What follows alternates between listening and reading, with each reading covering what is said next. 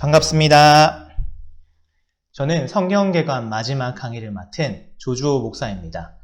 지난 4주 동안 우리가 창세기부터 민수기까지 함께 공부했는데 오늘 마지막으로 신명기를 같이 공부해서 이 모세의 오경을 통해 주시는 하나님의 은혜를 풍성히 누리는 시간 되길 바랍니다. 그럼 제가 먼저 기도하고 시작하겠습니다. 하나님 감사합니다. 하나님, 우리가 하나님의 말씀을 또 듣게 하시고 하나님 말씀을 하나님 연구하게 하시고 그 말씀으로 인하여 하나님의 은혜를 풍성히 누리게 하신 감사드립니다. 이 시간 특별히 또 함께 우리 신명기 말씀을 함께 나누기 원합니다. 주님이 말씀 함께 공부할 때에 이 신명기를 통하여 주시는 하나님의 은혜를 하나님 우리가 깨닫게 하시고 또 알게 하시고 마음껏 하나님 누리게 하셔서 이 말씀 붙들고 하나님 우리가 하나님의 마음과 뜻과 힘을 다해 사랑하며 또 우리 이웃을 사랑하며 우리가 각자 처한 곳에서 주님의 거룩한 백성으로 살아가는 우리 모두가 되게 하여 주시옵소서. 감사드리며 이 모든 것 우리 주 예수 그리스도 이름으로 기도드립니다. 아멘.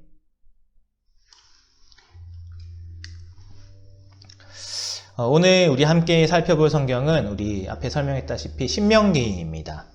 먼저 우리 신명기의 이름에 대해서 한번 살펴보려고 하는데 먼저 신명기라고 할 때 이 신자가 귀신 신자라고 오해하는 사람들이 있습니다. 하나님이나 하늘의 신을 말하는 그 신자인 줄 아는 겁니다.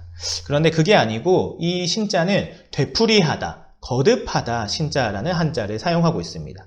다시 말씀해 주시는 하나님의 명령, 다시 말씀해 주시는 하나님의 율법이다 이런 뜻을 가진 겁니다. 신명기는 그 이름 자체가 두 번째 율법이라는 뜻을 가지고 있습니다. 그런데 이 두 번째 율법이라고 하면 모세가 시내산에서 받은 10계명과 율법들 그리고 성막이 지어진 다음에 하나님 앞에 나아가서 받은 율법들 이것과는 다른 율법이 아닌가 하고 생각하는데 그렇지 않고 같은 걸 이야기하는 겁니다. 방금 제가 신명기의 신자가 되풀이하다라는 뜻이라고 했는데 두 번째 율법을 말하는 게 아니라 원래 있었던 걸 다시 이야기한다. 그래서 복습율법이다라고 얘기할 수 있습니다. 이런 오해가 왜 생겼냐면 70인역, 그러니까 히브리어 성경을 헬라어로 번역한 70인역 성경에서 이 신명기에 두 번째 율법이라는 뜻을 가진 듀테로노미온이라는 이름을 붙여서 그렇습니다. 이것은 신명기 17장 18절에 율법의 등사본이라는 말에서 가져온 건데 이 부분을 잘못 번역해서 그러니까 오역해서 붙인 이름입니다. 이 듀테로노미온이라는 헬라어를 라틴어로 번역하고 그 라틴어를 영어로 번역하다 보니 듀테로노미가 되고 그 의미가 두 번째, 세컨드로우라고 해서 두 번째 율법이라는 의미가 되면서 이 오해를 불러일으킨 겁니다. 원래 신명기의 원서, 그러니까 히브리어로 기록된 성경의 이름은 엘레하 데바림입니다. 원래 성경의 제목을 붙일 때 가장 먼저 나오는 단어를 가지고 제목을 붙이거든요. 그래서 신명기 1장 1절을 보면 이는 모세가 요단 저쪽 숲 맞은편에 아라바 광야 곧 바란과 도벨과 라반과 하세롯과 디사합 사이에서 이스라엘 무리에게 선포한 말씀이니라 라고 나오는데 여기에서 히브리어 성경을 보면 맨 처음에 어떻게 되어 있냐면 이는 말씀이니라 이 부분이 제일 처음에 나옵니다. 엘레하 다바림이죠. 그래서 원래 다바림이 말씀들이라는 뜻인데 번역하면 이것은 말씀들이다 라고 되는 거예요. 그 뒤로 모세가 이스라엘 무리에게 선포한 이런 내용이 쭉 나옵니다. 그래서 말씀들, 말씀이라는 게 신명기의 원래 이름입니다. 어쨌든 신명기의 이름의 유래와 의미가 이렇다는 걸 알고 계시면 될 것 같습니다. 다음으로 신명기를 기록한 목적을 우리 함께 살펴보겠습니다. 방금 신명기 명칭에 대해 설명하면서 모세가 하나님께 받은 율법을 다시 이야기한 거라고 했는데 그럼 왜 모세가 하나님께 받은 율법을 다시 가르쳐야만 했을까요? 민수기를 보면 출애굽 1세대, 그러니까 시내산에서 하나님께 받은 율법을 직접 듣고 배웠던 세대들은 광야에서 불순종해서 모두 죽었습니다. 그리고 이제 가나안 땅에 들어갈 출애굽 2세대들, 광야에서 태어나고 성장한 세대는 시내산에서 받은 율법과 규례에 대해 잘 모르는 상태였습니다. 그래서 모세는 이제 약속의 땅 진입을 목전에 둔 상황에서 시내산에서 하나님과 맺은 언약과 그 율법들을 다시 가르쳐 줄 필요가 있었고, 이러한 이유로 시내산 율법을 다시 이야기하는 겁니다. 그래서 이들이 가나안 땅에 들어가서도 하나님을 잘 섬기고 하나님 말씀에 순종할 수 있도록 한 번 더 가르치는 겁니다. 그래서 보통 신명기는 모세의 3개의 설교로 되어 있다라고 얘기합니다.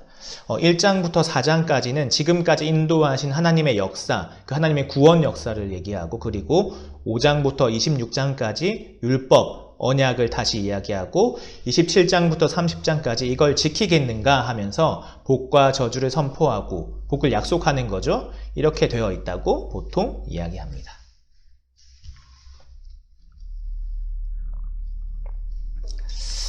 신명기의 구조를 한번 보려고 하는데, 신명기는 다음과 같이 구성되어 있습니다. 제가 표로 만들어서 이제 강의 안에 넣어놨는데 함께 보시면 될 것 같습니다.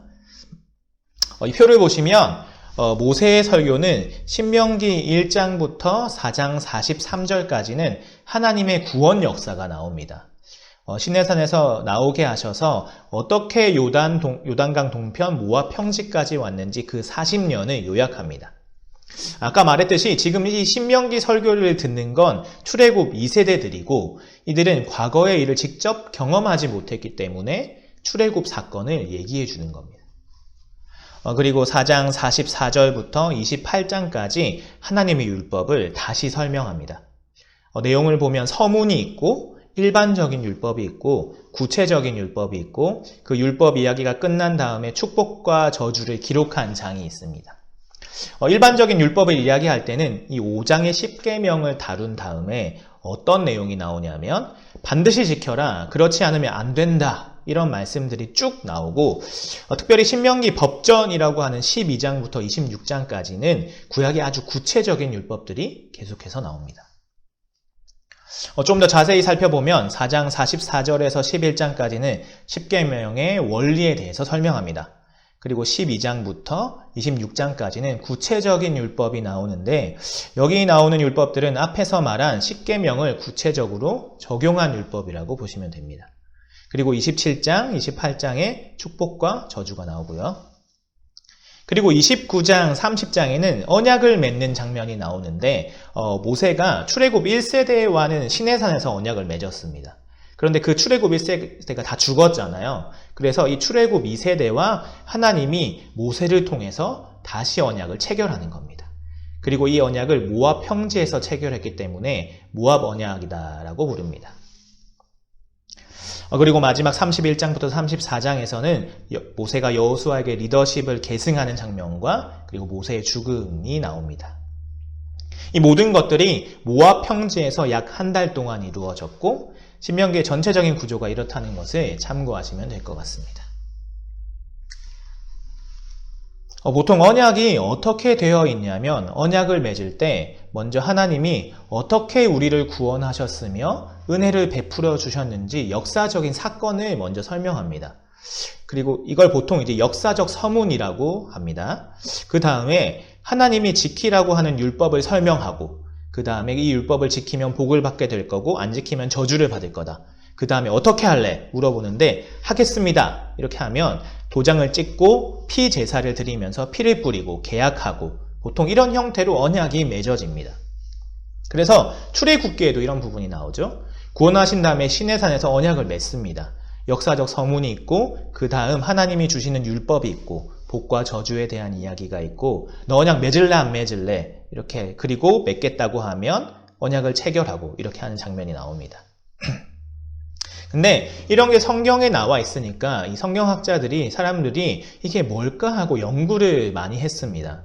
그러다가 이 언약을 맺는 방식이 당시 고대 중동의 여러 나라에서 보편적으로 사용했던 소위 종주권 조약 형식과 굉장히 비슷하다는 걸 발견했습니다. 종주권 조약이라고 하는 것은 강대국과 약소국의 왕들 사이에 맺는 국제 조약입니다. 그래서 강대국이 이 약소국을 차지하면 이 두 나라 사이에 조약을 맺는 겁니다. 일종의 지배자와 신하, 주인과 종의 차원에서 조약을 맺는 거죠. 이걸 종주권 조약이라고 합니다. 대표적인 종주권 조약에 히타이트 조약이라는 게 있습니다. 이 조약의 형식을 보면 맨 처음에 전문이 나옵니다. 전문에는 조약을 맺는 두 당사자를 소개합니다.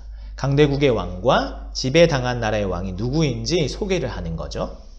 그리고 역사적 서언이라고 해서 이 당사자들의 관계를 설명하는 게 나옵니다.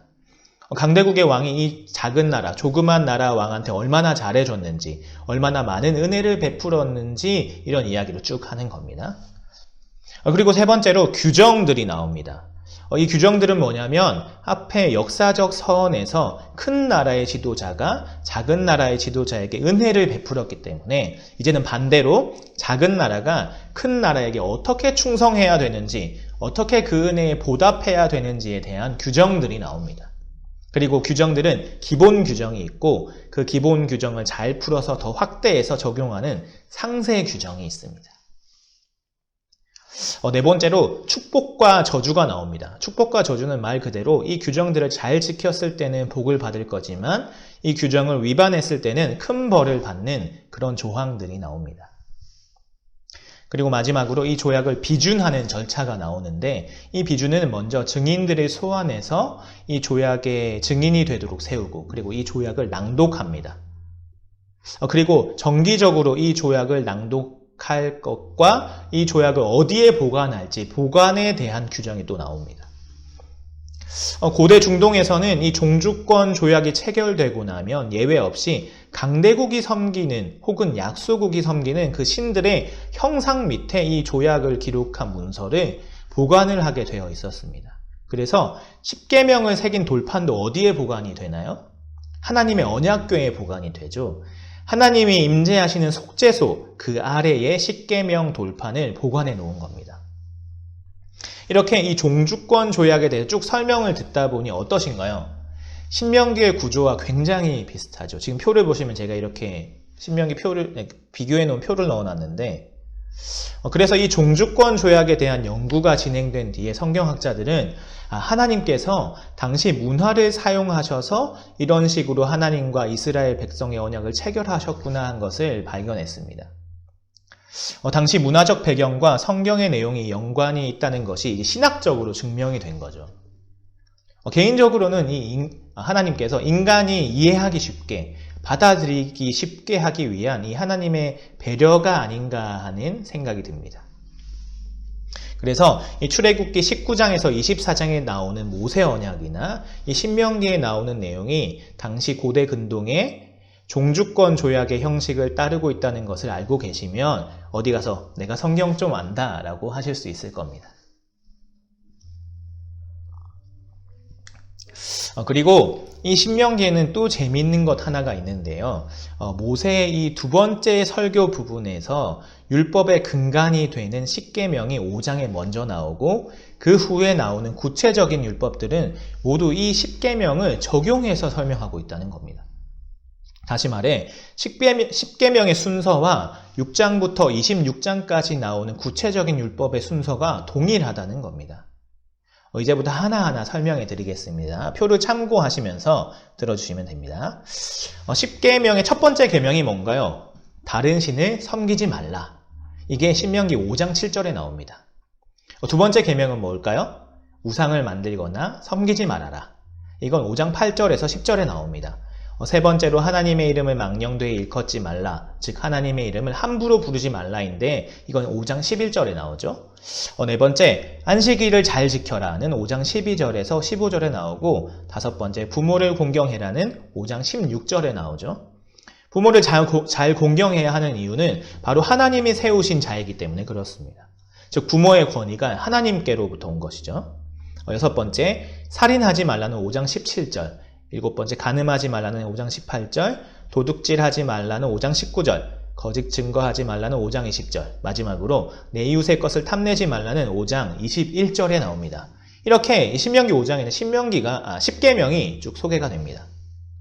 그런데 여기서 5장 뒷부분부터 나오는 이 구조를 보면 이 십계명의 순서대로 배치가 이루어져 있는 것을 볼 수 있습니다. 그래서 6장에서 11장에 보면 다른 신을 섬기지 말라는 십계명의 제1계명을 긍정적인 방식으로 표현합니다. 그래서 오직 하나님께만 충성해라. 이게 6장에서 11장의 핵심 메시지입니다. 뒤에서 좀 더 자세히 살펴보겠지만 특별히 신명기 이 6장 4절에서 5절, 올해 우리 교회 표어죠. 이 신명기 6장 4절 5절을 보면 우리가 잘 아는 쉐마 이스라엘이 나옵니다. 이스라엘아 들으라, 우리 하나님 여호와는 오직 유일한 여호와이시니 너는 마음과 뜻과 힘을 다해서 여호와 하나님을 사랑하라 라고 나옵니다. 이 6장에서 11장까지 지금 이 얘기를 하는 겁니다. 오직 하나님께만 충성해라, 뒤집어 이야기하면 다른 신을 섬기지 말라는 겁니다. 신명기 12장에 보면 가나안에 들어가서 가나안의 우상들을 섬기지 말라는 이야기를 합니다.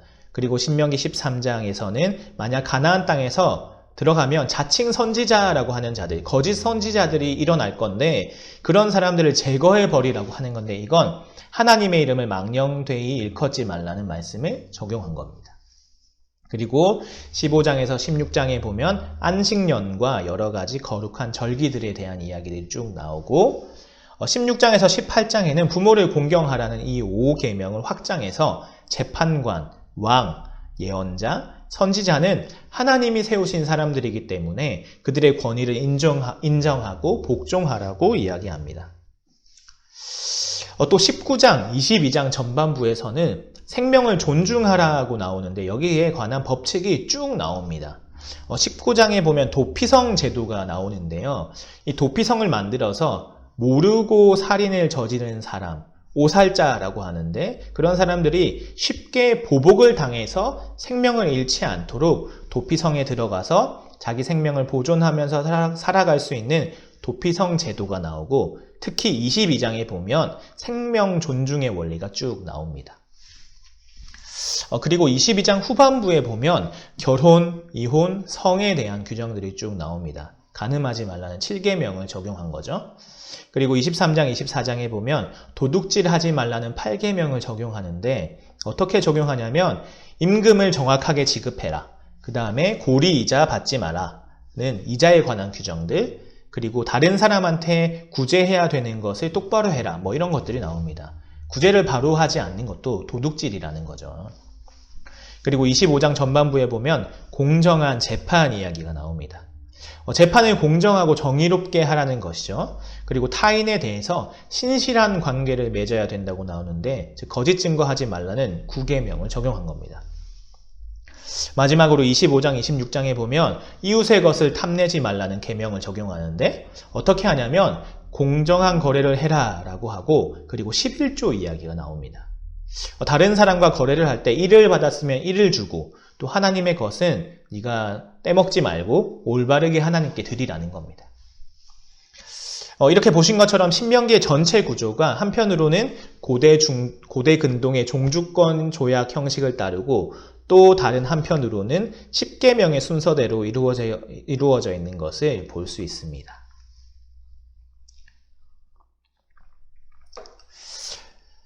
신명기에는 중요한 내용들이 아주 많습니다. 언약도 나오고 시내산에서 받은 율법의 핵심 내용이 모두 들어 있습니다. 그러다 보니 나중에 기록되는 역사서, 여호수아부터 열왕기하까지 기록되는데 신학적인 원천을 제공해주는 성경이 바로 신명기입니다. 또 선지자들, 특히 예레미야와 호세아는 이 신명기의 내용을 직접 언급하기도 하고 또 신약으로 가면 예수님께서도 광야에서 사탄에게 시험 받으실 때 이 신명기의 구절들을 사용하셔서 사탄을 물리치십니다. 또한 사도 바울도 로마서에서 신명기의 여러 구절들을 인용하는 것을 우리가 볼 수 있습니다. 이렇게 중요한 내용이 많은 신명기를 자세히 살펴보려면 아마 일주일 동안 밤새도록 해야 될 겁니다. 그러나 오늘은 개관이기 때문에 모든 내용을 다룰 수 없고 대신 신명기에서 가장 중요한 부분, 주제라고 할 수 있는 우리 신명기 6장을 우리 한번 자세히 살펴보려고 합니다. 이 신명기 6장을 자세히 살펴보고 이제 강의를 마치려고 하는데 신명기 6장만 강의하고 강의를 마친다고 해서 이제 끝날 때가 다 됐나 보다라고 생각하시면 큰 착각입니다. 이 신명기 6장 내용이 제 강의에서 가장 깁니다. 그러니까 마음 편안히 가지시고 설교 한 편 듣는다라는 생각으로 성경책을 펴시고 특별히 신명기 6장을 펴시고 편안한 자세로 들으시면 될 것 같습니다.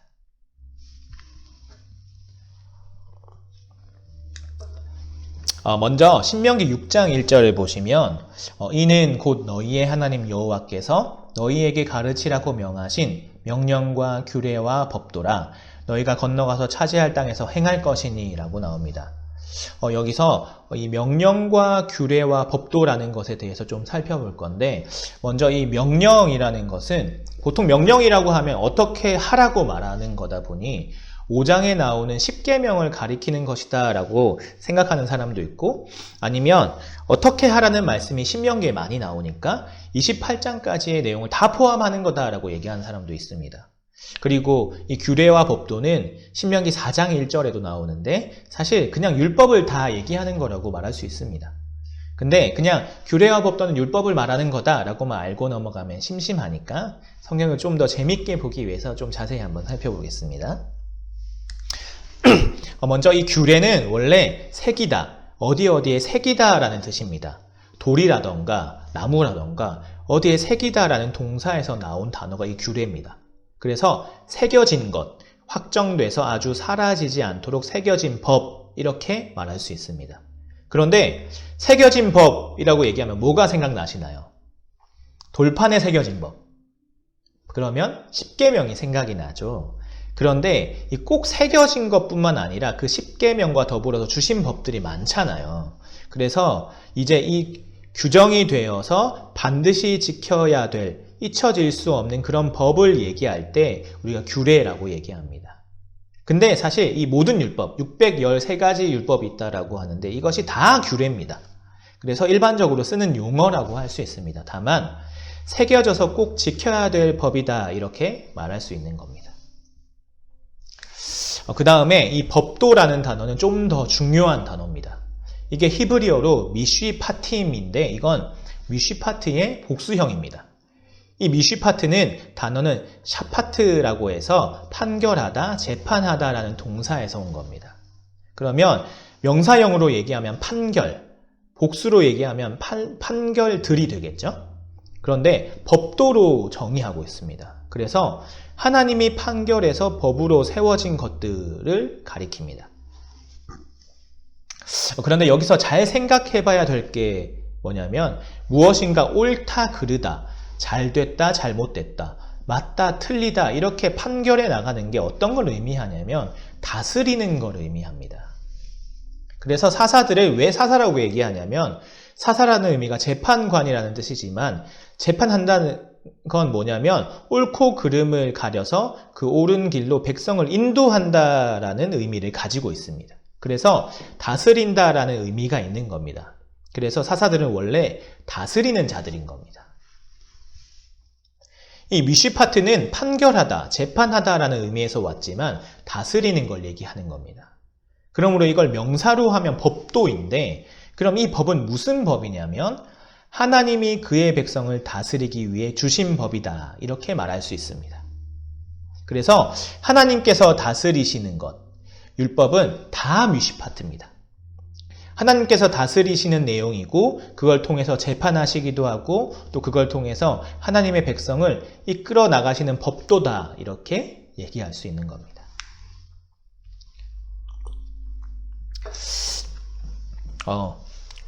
그럼 다시 본문으로 돌아와서 3절의 첫 부분을 보게 되면 이스라엘아 듣고 삼가 그것을 행하라 라고 되어 있고 1절 마지막 부분을 보면 너희가 건너가서 차지할 땅에서 행할 것이다 라고 나오는데 2절에 그것이 하나님 여호와를 경외하는 것이다 이렇게 나옵니다. 그렇기 때문에 전력을 다해서 명령을 듣고 지키고 행하는 것이며 그것을 통해서 하나님을 경외하고 그 다음에 자녀들을 가르쳐야 되는 겁니다. 아들과 손자들에게까지 다음 세대의 신앙이 이어질 수 있게 가르치는 겁니다. 그 다음에 이것은 건너가서 차지할 땅에서 행할 것이라고 했는데 바로 요단강을 건너서 여리고성으로 진격하게 되죠. 그리고 가나안 땅을 차지하게 될 겁니다. 그 일을 행해야 되는데 또 말씀하시는 겁니다. 반드시 들어가서 이 법도대로 하나님의 세상, 내 세상을 만들어 가라. 이걸 하나님 나라라고 얘기합니다.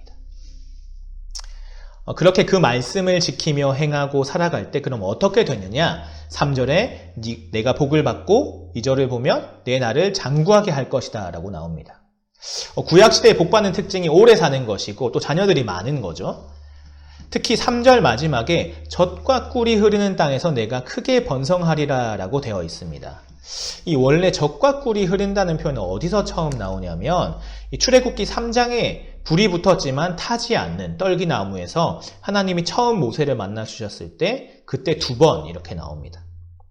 거기서 처음 사용되는데 그 후로 이 표현이 계속 성경에서 사용되는 거고, 학자들이 말하길 이건 당시 문화에 비춰보면 염소젖하고 대추, 야자, 즙을 가리키는 거라고 합니다. 근데 이게 문학적인 표현입니다.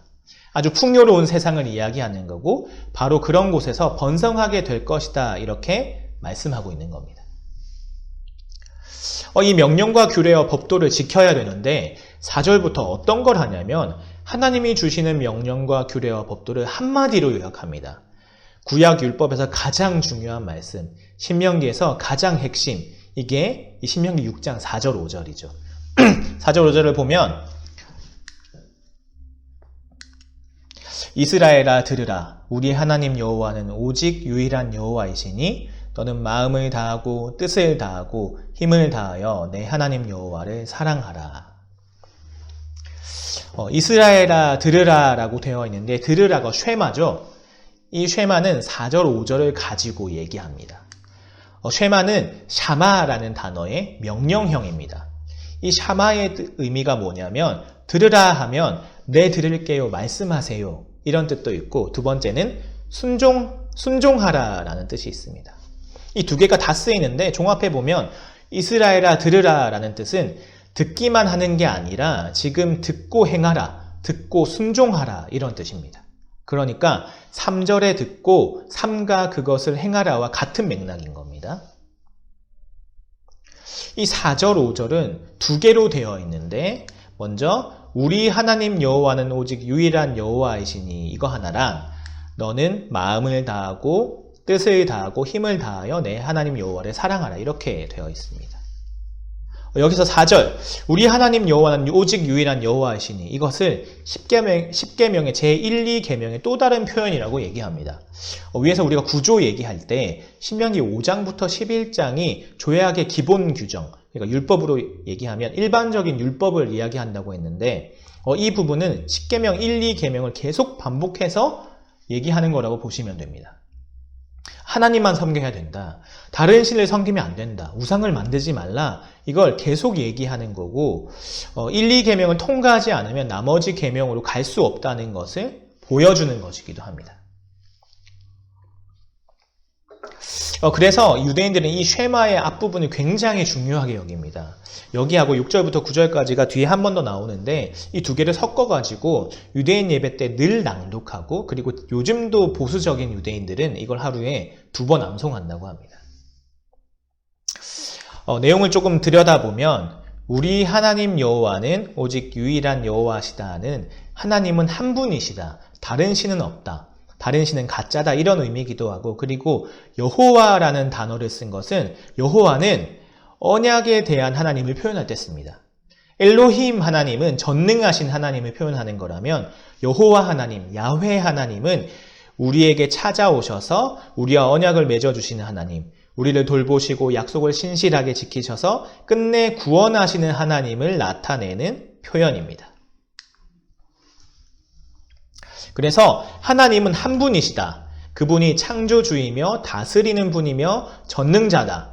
오직 그분만 하나님이며 다른 신은 가짜다. 다른 신은 섬기지 마라. 이런 뜻이 있고, 또 그런데 그분이 우리를 찾아오셔서 우리를 구원하셨다. 우리에게 은혜를 베풀어 주시며 우리에게 오셨다. 이런 뜻도 가지고 있는 겁니다. 그래서 이 말씀을 생각할 때 오직 하나님만 섬기고 다른 신을 섬기지 마라 뿐만 아니라 그분은 우리에게 은혜를 베풀어 주신 바로 그 하나님이시다. 지금까지 구원해 주셨고 언약을 맺어 주시고 자기 백성 삼아 주시며 결코 버리지 않을 것이다. 가끔 때리기는 하십니다. 계속 죄를 지으면.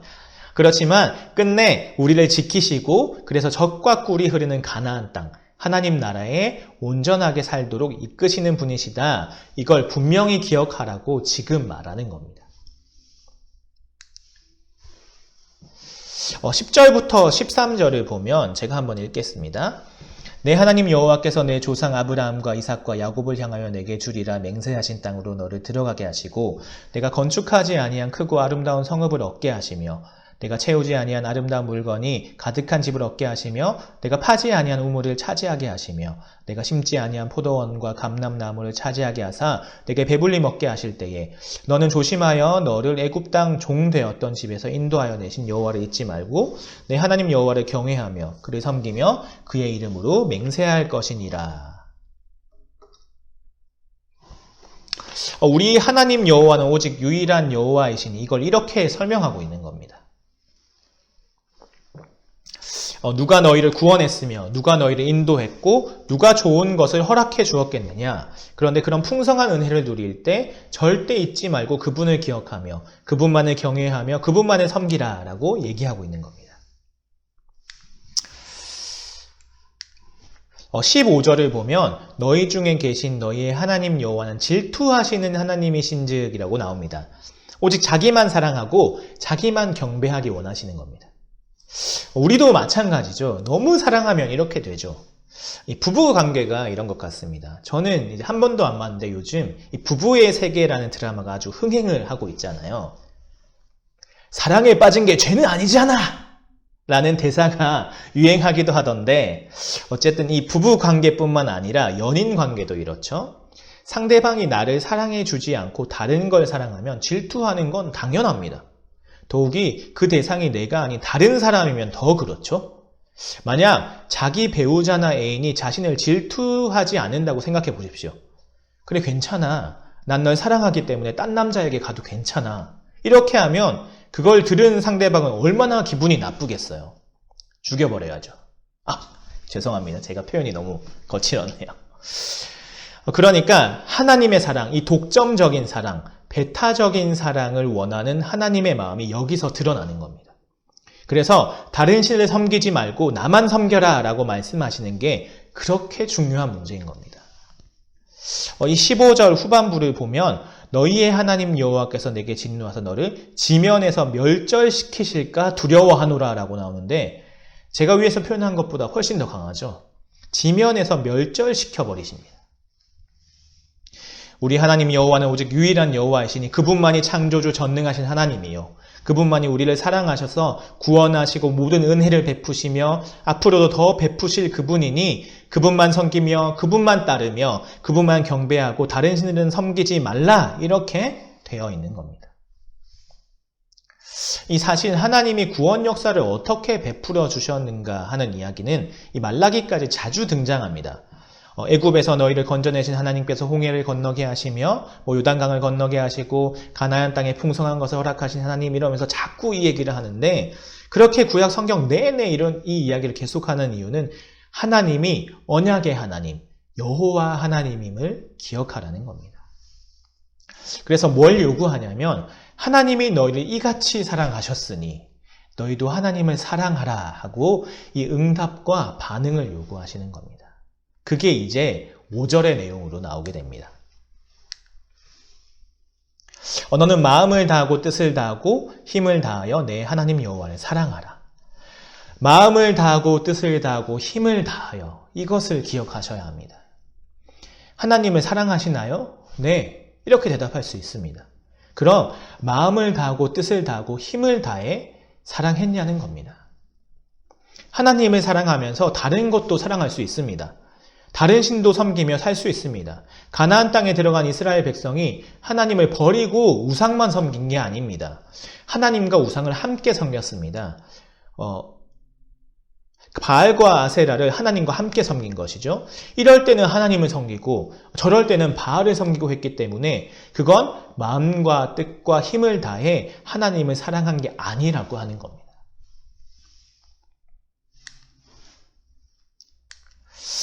에드워드 제이 우즈 교수는 이걸 이렇게 이야기합니다.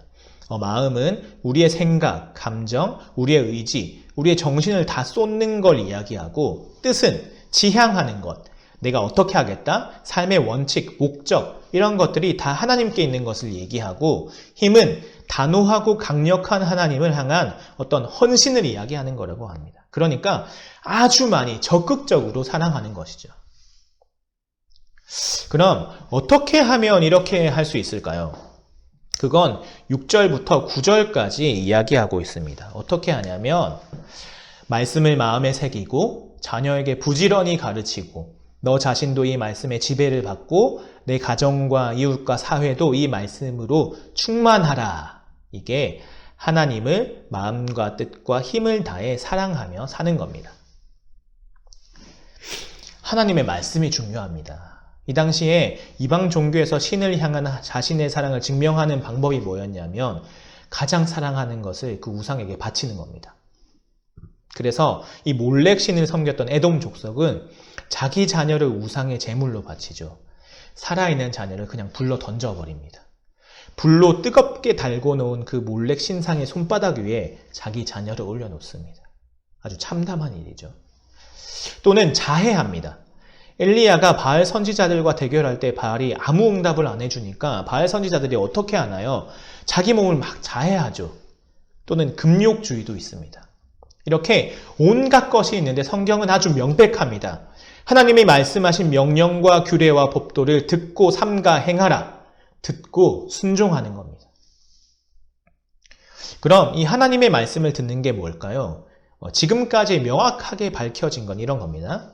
하나님의 말씀을 들을 때 성령께서 역사하셔서 그 말씀을 이해하게 하시고 우리의 삶에 그 말씀을 적용하게 하셔서 죄가 드러나게 만들고 죄악이 드러나게 만들고 다른 신들을 섬기는 것들이 드러나게 만들고 이것을 불쾌하게 여기게 만들고 그래서 이것을 제거하고 하나님의 뜻대로 살아가기 위해서 마음을 쏟을 수 있게 만드는 것, 이것이 하나님의 말씀을 들을 때 성령께서 역사하셔서 우리에게 행하시는 일들입니다.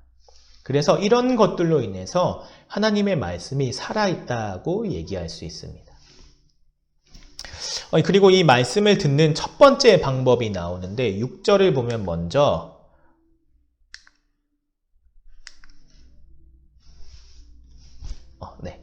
마음에 새기라 라고 나옵니다. 하나님이 율법을 돌판에 새겨주시고 모세의 입을 통해 말씀해 주셨지만 정말 원하시는 것은 마음에 새기는 겁니다. 또 두 번째는 7절에 보면 자녀를 부지런히 가르치라고 합니다. 앞에서 설명했듯이 이 신명기를 듣는 사람들은 출애굽 2세대입니다. 그리고 그들이 가나안으로 들어가게 되면 자기 자녀들 3세대가 태어날 겁니다. 사사기에 뭐라고 나오냐면 이전 세대가 죽고 그 다음 세대가 되었을 때 여호와 하나님을 잊어버렸다라고 나옵니다. 신앙의 전수가 실패한 거죠. 부지런히 가르쳐야 합니다. 부모는 자녀에게 가장 좋은 걸 주려고 하죠. 그 맹모 삼천지교라는 말이 있잖아요. 그 맹자의 엄마가 자녀 그 맹자를 위해서 계속 이사를 다니죠. 우리도 마찬가지입니다. 가장 좋은 게 뭔지 결정해야 됩니다. 그럴 때 우리는 하나님의 말씀이고 하나님을 사랑하는 거니까 이 말씀을 부지런히 가르쳐야 하는 겁니다. 그래서 집에 앉아있을 때든지 길을 갈 때든지 누워있을 때든지 일어날 때든지 이 말씀을 가르쳐야 합니다. 항상 가르치라는 겁니다. 성경에 앉아있을 때랑 누워있을 때만 가르치라고 했으니까 서있을 때는 안 가르쳐도 되겠다. 이게 아니라 자녀와 함께 삶을 지내는 거니까 우리 같이 살잖아요. 식구잖아요. 그래서 항상 평생 가르치라는 겁니다. 병이 걸렸을 때, 누가 죽었을 때, 돈을 받았을 때, 돈을 쓰려고 할 때, 음식을 시켜서 먹으려고 할 때, 또 어떤 결정을 할 때 자신의 인생의 모든 것에서 자녀의 교육 기회로 삼아야 합니다. 왜 이렇게 하는지 설명하고 하나님의 영광을 위해 우리가 이렇게 살아가는 이유를 설명할 수 있어야 합니다. 이런 것을 통해서 자녀는 하나님을 알아갑니다. 쉬운 일이 아닙니다. 아이들에게 정확하게 정말 제대로 가르쳐야 합니다. 이 자녀가 온전히 서서 하나님을 경외하는 삶을 사는 것만 보더라도 우리 인생은 어쩌면 성공한 것일 수 있습니다. 교회는 열심히 이걸 돕지만 일주일 내내 같이 있는 부모를 이길 수 없습니다. 자녀 교육은 부모가 하는 것입니다. 6장 20절을 한번 볼까요? 후일에 내 아들이 내게 묻기를 우리 하나님 여호와께서 명령하신 증거와 규례와 법도가 무슨 뜻이냐 하거든 너는 내 아들에게 이르기를 우리가 옛적에 애굽에서 바로의 종이 되었더니 여호와께서 권능의 손으로 우리를 애굽에서 인도하여 내셨나니 곧 여호와께서 우리의 목전에서 크고 두려운 이적과 기사를 애굽과 바로와 그의 온 집에 베푸시고 우리 조상들에게 맹세하신 땅을 우리에게 주어 들어가게 하시려고 우리를 거기서 인도하여 내시고. 지금 뭘 얘기하는 건가요? 좀 전에 설명했던 하나님의 구원 이야기를 하는 겁니다. 예수 그리스도 십자가 구원을 얘기하는 겁니다. 이 얘기를 계속하는 거예요. 하나님께서 이런 큰 은혜를 베풀어 주셨기 때문에 우리는 마음을 다하고 뜻을 다하고 힘을 다하여 하나님을 사랑하는 것이 마땅하니 여호와의 명령과 규례와 법도를 지키며 살아야 된다. 이 얘기를 하라는 겁니다. 그런데 이런 얘기를 자녀들에게만 하고 자기에게는 안 하면 안 되겠죠. 우리 8절을 같이 한번 볼까요? 너는 또 그것을 내 손목에 메어 기호를 삼으며 내 미간에 붙여 표로 삼고. 말씀의 흔적이 손과 이마에 있다고 얘기하는데 이것은 메타포, 은유입니다. 유대인들은 이걸 문자적으로 받아들여가지고 테필린이라고 하는 이 가죽으로 만든 작은 통을 이 머리 위에 묶고 사진에 보이시죠? 거기 안에 이 쉐마를 적은 양피지를 이렇게 넣어둡니다. 이 팔에도 손목에 마찬가지고요. 그래서 넣어두는데 이 마태복음 23장 5절에 보면 이 외식하는 자들은 이 끈을 더 크게 한다고 나옵니다. 그래서 그거 하지 마라 라고 예수님이 말씀하시는데 마태복음 23장 5절을 제가 한번 읽어보겠습니다. 그들의 모든 행위를 사람에게 보이고자 하나니 곧 그 경문띠를 넓게 하며 옷수를 길게 하고. 여기서 이 경문이라는 게 나오죠. 이 경문띠, 이 경문곽을 얘기하는데 이 곽도 크게 하고 이 띠도 넓게 해서 나 대단한 사람이야, 나 말씀의 사람이야 이렇게 했다는 겁니다. 그리고 이것을 사진에 보시는 것처럼 손목에도 찼습니다. 그런데 이건 은유입니다. 그래서 손은 뭐 행동을 얘기하고 미간은 뭐 머리를 얘기해서 생각과 태도와 자세를 얘기한다라고도 하는데 어쨌든 모든 것을 말씀 아래에 두도록 말씀과 늘 함께 하도록 얘기하는 겁니다. 그래서 하나님의 말씀을 손목에 메어 기호로 삼으며 하나님의 말씀을 내 미간에 붙여 표로 삼으면은 같은 얘기입니다. 우리 9절을 함께 볼까요? 또 내 집 문설주와 바깥 문에 기록할지니라. 이 바깥의 문에 그 기둥과 문틀에 이 쉐마를 기록하라는 겁니다. 사실 이것도 비유고 은유인데 유대인들은 이걸 실제로 기록을 합니다. 어떻게 기록했냐면 이 메주자라는 게 있습니다. 메주자라는 말은 문설주를 히브리어로 하면 메주자입니다. 그래서 이 당시 예전에 이 고대 이스라엘 유대인들은 이 말씀을 기록한 양피지를 메주자라는 통에 담아가지고 문선주에 매달아 놓는 거죠. 근데 요즘은 이렇게 저렇게 붙여 놓는 것 같더라고요. 그래서 이 말씀의 1차적인 의미는 이 집안, 이 가정 전체가 하나님의 말씀을 늘 기억하여 살아가도록 하는 겁니다. 온 집안이 그 말씀의 지배와 영향력 아래 있게, 그러면 하나님만이 유일하신 여호와 하나님이다 이것과 오직 마음을 다하고 뜻을 다하고 힘을 다하여 여호와 하나님을 사랑하라 이게 모든 곳에 있는 겁니다. 그런데다가 이렇게 하기 위해서 그 명령과 규례와 법도를 지키며 하나님의 영광을 위해 살아가는 일을 행하라는 겁니다. 그래서 우리는 하나님의 말씀을 들어야 됩니다. 쉐마 이스라엘아 들으라. 이건 우리한테 이야기하는 겁니다.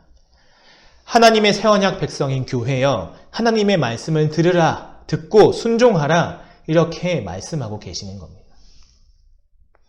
이렇게 말하는 사람이 있습니다. 기독교는 내가 이해하고 깨달아야 되지 않습니까? 약간 맞는 면도 있지만 원래는 틀린 겁니다. 내가 하는 게 아닙니다. 하나님의 말씀은 들어야 합니다. 왜 그러냐면 모든 시작은 내가 감동하고 내가 결정하고 내가 깨닫는 게 아니고 하나님께서 말씀해 주신 것부터 기독교는 시작합니다. 그리고 깨달음도 이해도 신앙도 말씀을 들으면서 듣고 나서 나오는 결과입니다. 그래서 불교 같은 개인이 중심이 된 깨달음의 종교 이런 게 아니고 우리는 계시 종교입니다. 우리가 신앙생활에 있어서 가장 중요한 게 이 말씀을 듣는 겁니다. 설교를 듣고 성경 공부를 하고 성경을 읽고 서로 나누고 하는 것이 우리 신앙생활에 있어서 출발점 또는 신앙을 공고히 하기 위한 신앙의 방법으로서 가장 중요한 것입니다. 그래서 이 하나님의 말씀을 배우는 가장 좋은 방법이 뭐냐면 바로 설교입니다. 왜 그렇냐면 하나님의 말씀은 우리와 의논하지 않습니다. 하나님이 내가 이런 말을 하려고 하는데 괜찮겠니? 이렇게 우리가 의논하지 않는다는 거예요. 그냥 꽝 하고 우리한테 들어옵니다. 이 형태를 취하면서 하나님의 말씀으로 전해지는 형태가 설교입니다. 예배 시간에 마음대로 왔다 갔다 하지도 못하고 다른 생각을 가졌다고 목사님 저는 좀 다르게 생각하는데요 이렇게 할 수도 없잖아요. 유초등부 아이들은 종종 그럽니다. 그래서 가장 잘 듣는 방식이 설교입니다. 그러니까 목사가 하나님 앞에서 정말 제대로 설교해야 되는 겁니다. 설교가 하나님의 말씀을 전달하는 형식이기 때문에 잘 전해야 되는 겁니다. 그래서 저희 목회자들을 위해서 꼭 기도해 주셔야 합니다. 살아계신 하나님의 말씀을 잘 전할 수 있도록 허투루 전하지 않고 대충 전하지 않고 정말 성실하게 최선을 다해 연구해서 양질의 말씀을 성도들에게 양떼들에게 먹일 수 있도록 그리고 그렇게 전하는 대로 살아갈 수 있도록 기도해 주시기 바랍니다. 그래서 모든 신앙의 첫 단계는 이 쉐마에서 시작됩니다. 들으라. 하나님의 말씀을 들으라. 듣기만 한다면 이제 그 말씀을 이해하게 될 거고 듣기만 한다면 지혜와 능력 가운데 그 말씀에 순종할 수 있게 되는 거고 그리고 참된 구원의 길이 무엇인지 드디어 알게 될 거다. 유대인들이 얼마나 이걸 생각했는지 신명기 같은 건 암기를 다 하고 그리고 매일같이 그 쉐마를 읽고 예배 시간마다 아침마다 부모가 얘기해주고 그리고 어떻게 됐냐면 실패했습니다. 띠나 넓히고 이렇게 하고 있는 겁니다. 그리고 우리도 실패할 겁니다. 우리도 결국 이 말씀을 들으려고 하지 않고 우리도 하나님을 마음을 다하고 뜻을 다하고 힘을 다하여 사랑하지 않을 게 분명합니다. 아무도 성공할 수 없습니다. 그래서 예수 그리스도가 이 땅에 오신 겁니다. 우리 기독교는 다 여기서 출발합니다. 우리가 완전히 하나님의 뜻에 순종하며 살아가는 것이 실패할 수 없는 그 지점에서 우리는 실패할 수밖에 없다는 걸 인정하고 우리 주 예수 그리스도를 바라보게 되어 있습니다. 왜? 그분이 이 쉐마에서 얘기한 이 모든 말씀을 그대로 행하신 분이시기 때문입니다. 마음을 다하고 뜻을 다하고 힘을 다하여 하나님을 사랑한 자, 하나님의 명령과 규례와 법도를 온전히 지킨 자, 그래서 하나님의 미시파트로 살아내는 한 생이 어떤 생인지를 정확하게 분명하게 보여주신 분, 그분이 누구냐면 바로 우리 주 예수 그리스도십니다. 그리고 하나님 앞에 의롭다 하심을 얻어서 부활하심으로 그 죄와 사망을 패하시고 하나님 앞에 이것을 지켜 영생을 누리며 사는 것이 어떤 것인지를 보여주셨습니다. 그리고 놀랍게 어떤 일이 일어났냐면 이렇게 소망 없는 자들, 이렇게 실패할 수밖에 없는 자들, 하나님을 사랑하지만 그렇게 살지 못하는 자들에게 뭐라고 말씀하셨냐면 나에게 오라. 이렇게 말씀하셨습니다. 나를 믿고 나를 따르라. 예수 그리스도를 믿는 겁니다. 그분이 우리의 구주며 우리 대신 모든 일을 이루신 분이며 우리는 할 수 없는 그 일을 그냥 거저 베풀어 주셔서 하나님 앞에 그렇게 살 수 있게 되어버린 자로 만들어주시는 그 은혜를 그리스도 안에서 받으라는 겁니다. 그래서 예수님을 믿는다는 게 이 얘기입니다. 당신만이 나의 구원입니다. 나의 길입니다. 이 모든 것이 우리한테는 불가능한 일인데 은혜로 거저 주심을 예수 그리스도 안에서 하나님의 모든 복을 받아 누릴 수 있음을 오직 예수 그리스도를 믿음으로만 그 안에서 그분을 통해서 젖과 꿀이 흐르는 하나님 나라의 복락에 들어갈 수 있음을 우리가 믿는 거고 또 믿으라고 하는 겁니다. 예수님을 믿는 자들, 그분께 자기의 믿음을 고백하고 그 인생을 의탁하는 자들에게 예수님께서 어떻게 하시냐니까 성령을 보내주십니다. 그리고 놀랍게도 우리를 완전히 바꾸셔서 그분이 행하신 모든 것들을 우리에게 주실 뿐만 아니라 그 인격 자체도 주셔서 예수 그리스도가 하나님께 순종하며 살아간 그분처럼 살아갈 수 있도록 그 마음, 그 생각, 그 뜻, 그 능력, 그 지혜, 그 인품, 그 온유함, 그 사랑, 그 희생, 헌신, 섬김, 이 모든 것들을 우리에게 다 주시는 겁니다.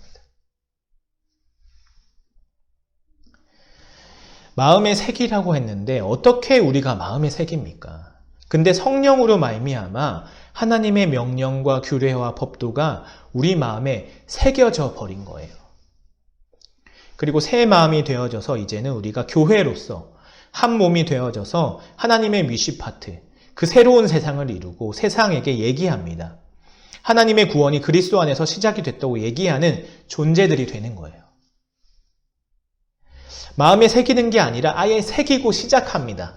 이제는 우리의 손, 우리의 이마에 아무것도 없다 할지라도 이미 하나님의 말씀이 거기에 기호와 표로 붙어 있게 된 자들입니다. 이 말씀이 떠나질 않습니다. 성령께서 이 말씀의 지배를 받도록 우리의 생각과 마음, 의식, 감정, 의지를 다 바꾸시고 바꾸시는 방향으로 계속 역사하십니다. 이게 신자입니다. 이게 잊고 시작하는 게 신자입니다. 이미 이런 것들이 다 주어졌습니다. 우리 안에 테필린이 있는 겁니다. 그리고 하나님의 말씀의 지배를 받으며 살아가는 겁니다. 다만 이걸 믿느냐 안 믿느냐 차이가 있는 거죠. 강의를 마무리하겠습니다. 오늘 우리는 신명기를 통해서 하나님의 말씀이 얼마나 중요한지 한 번 더 살펴봤습니다. 규례와 법도를 우리에게 주시고 거기에 순종하라고 말씀하셨습니다. 그리고 우리 하나님 여호와는 오직 유일한 여호와시며 마음을 다하고 뜻을 다하고 힘을 다하여 사랑해야 한다는 것도 살펴봤습니다. 우리는 할 수 없습니다. 유대인들이 그렇게 하나님 말씀을 지키려고 이마와 손목에 새기고 문설주의 말씀을 기록해놓고 구약 성경을 달달 외우고 자녀들에게 밤낮 가르쳤지만 실패했습니다. 그러나 우리 주 예수 그리스도로 인해 이것들이 가능합니다.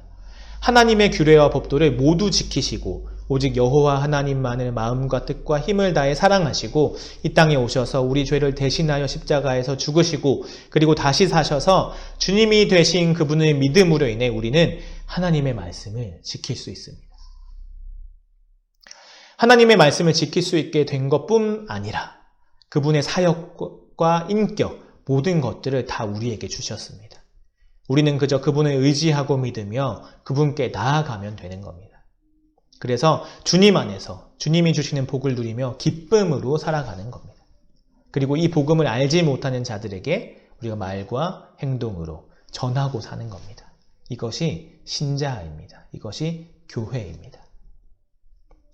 아무쪼록 하나님의 말씀을 통하여 새롭게 되고 새 마음을 가져 주님의 거룩한 자녀로 주님의 거룩한 백성으로 살아가시는 모든 우리 승동교회 성도님들 되시길 예수님의 이름으로 축복합니다.